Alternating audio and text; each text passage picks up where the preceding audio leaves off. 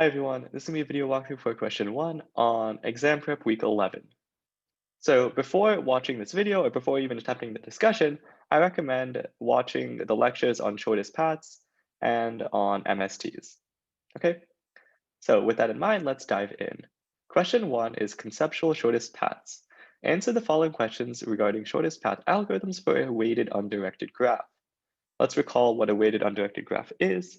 It's basically a graph with edges, and each edge doesn't have an arrow. In other words, you can go from A to B and B to A, and there's an edge weight, right?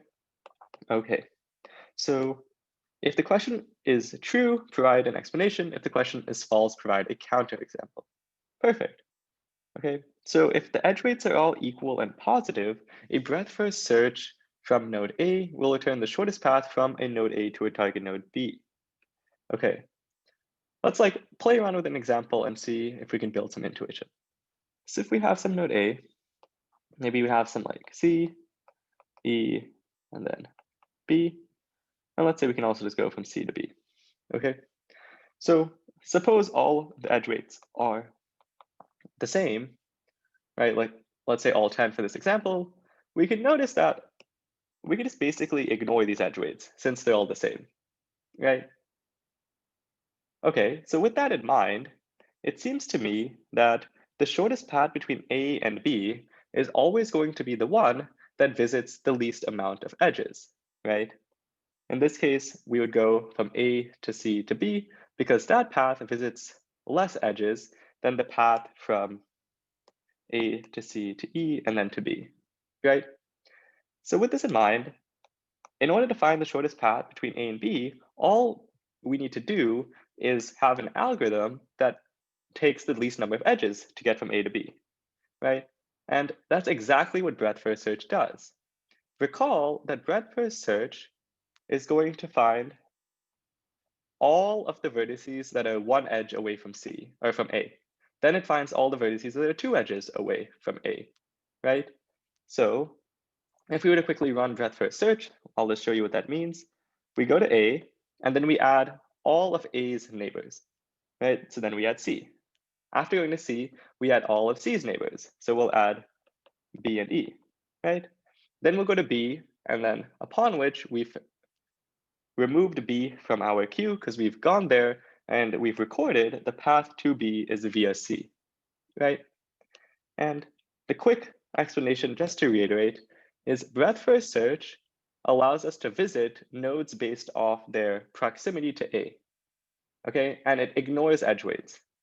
So if we have any graph and all the edge weights are the same, breadth first search is going to give us the shortest path. Nice. So the answer is true. And breadth first search on a graph with no edge weights gives us the shortest path. Okay. So the next question states, if all edges have distinct weights, the shortest path between any two vertices is unique. Okay, so looking at this, it seems like it's true, but if you guys play around with examples, you guys will see that this example right here, where if we have A and B, and then let's say we have some intermediate nodes C and D, we could go like 5 and 3 and 6 and 2, right? All the edge weights are distinct, but we see there's two paths from A to B, which the costs are the same. So false, C counter example. Okay, so adding a constant positive integer k to all edge weights will not affect any shortest path between vertices. So this question is also kind of tricky. It's kind of lulling you around saying if we add k to everything, it seems like everything should stay the same. The problem with adding k to all the edge weights is that now we're going to be favoring paths with less edges, right? I'll give you guys a quick explanation why. My reasoning, my first intuition is that we will favor paths with less edges. And for a quick justification why, suppose we have, that's a terrible line. We have some A and some B, and then we have some like intermediate nodes, right? And suppose that the shortest path between A and B went on these intermediate nodes. What we would notice is that adding K to each edge on this path is going to increase the weight of this path so much more than it'll increase the weight of this path, right? You guys can kind of see that we're adding 5K to this green path versus this yellow path is only getting added K, right? And if we want to like add in some numbers to make this more concrete, suppose that, okay, let's add some numbers just to make this a little more solidified. Let's say all of these edge weights are 1, and let's say this one is 6.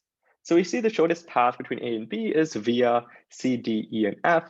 But if we add K equals 1, right, to all of these, we notice now the shortest path would be via this yellow edge.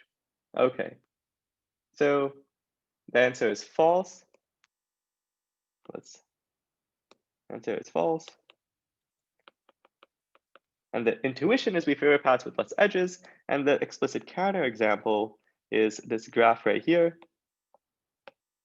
And in this graph, let's also set K is equal to 2. All right, we can do K is equal to 1, and then we see the shortest path changes. Okay, so that is all for question 1.